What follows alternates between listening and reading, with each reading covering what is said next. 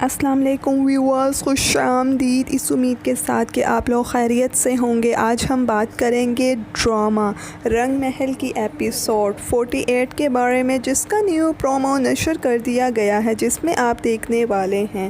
Viewers, رنگ محل کی next episode بہت ہی زیادہ انٹرسٹنگ ہو چکی ہے۔ مہاپارا کی ملٹی نیشنل کمپنی میں بہت اچھی جاب ہو چکی ہے۔ سالار کو جب مہاپارا اچانک دیکھتی ہے تو وہ حیران رہ گئی اور اس سے گلہ کرنے لگی۔ اسے لگا کہ شاید سالار نے سفارش پر اسے یہ جاب ملی ہے۔ اسے لگا کہ یہ ترس کھا کر مجھ پر احسان کرنا چاہتا ہے، مگر سالار نے اسے سمجھاتا ہے کہ ایسا ہرگز نہیں ہے، وہ اس جاب کو ڈیزرو کرتی ہے۔ آگے آپ دیکھیں گے کہ مہاپارا اپنی منزل تک تو پہنچ گئی ہے، مگر ادھر ہاجرہ کی تقیانوسی سوچ نہیں بدلی۔ وہ رائت اور سارا کے رشتے کو ختم کروانے کی خاطر اس کی والدہ سے ملاقات کرتی ہے، اور شام سے کافی دیر ہو گئی اور رات بھی آ گئی، مگر وہ گھر واپس لوٹی تو سہیل اس پر غصہ کرتا ہے کہ کتنی دیر سے کال کر رہا تھا، کال ریسیو کیوں نہیں کر رہی تھی۔ وہ ایک دم سے کہہ دیتی ہے کہ ڈاکٹر کے پاس گئی تھی۔ سہیل آگے سے جواب میں کہتا ہے اس کا بازو پکڑ کر کہ شام تک تو تم وہاں پر نہیں تھی۔ اب وہ اس کی بات کا جواب دیتی ہے۔ اس نے یہ بات اس کی والدہ پر ڈال دی۔ آپ اور آپ کی موم میری جاسوسی کر رہے ہیں، مگر رائت کو تو سارے معاملے کا پتہ تھا، اور وہ ہاجرہ کی کلاس لینے پہنچ جاتا ہے۔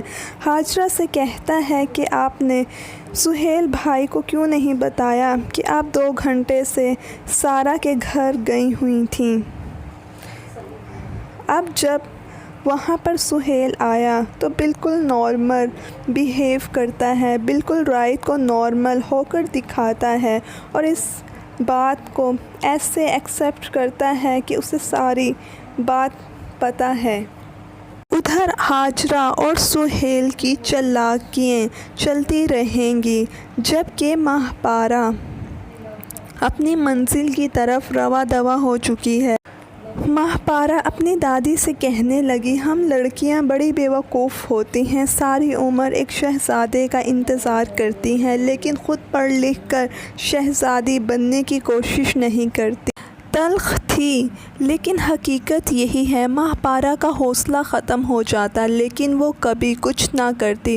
اپنی زندگی میں کتنی ٹھوکریں کھانے کے بعد پرعزم ہوئی اور اپنی منزل کی طرف رواں دواں ہو گئی۔ مگر ویورز، کہانی میں تو جب ٹویسٹ آئے گا، جب رائت کا ہوگا اس کے آمنا سامنا۔ کافی کمپنی کے پرپوزر مہاپارا کی ٹیبل پر آئے، تب اس نے رائت کی وہی فائل اٹھا کے دیکھی جس کمپنی کے ساتھ اس کی میٹنگ ہونے والی تھی۔ اس کی سلیکشن مہاپارا نے ہی کرنی ہے، وہی کمپنیز میں سے ایک کا پرپوزل ایکسیپٹ کرے گی۔ I hope so.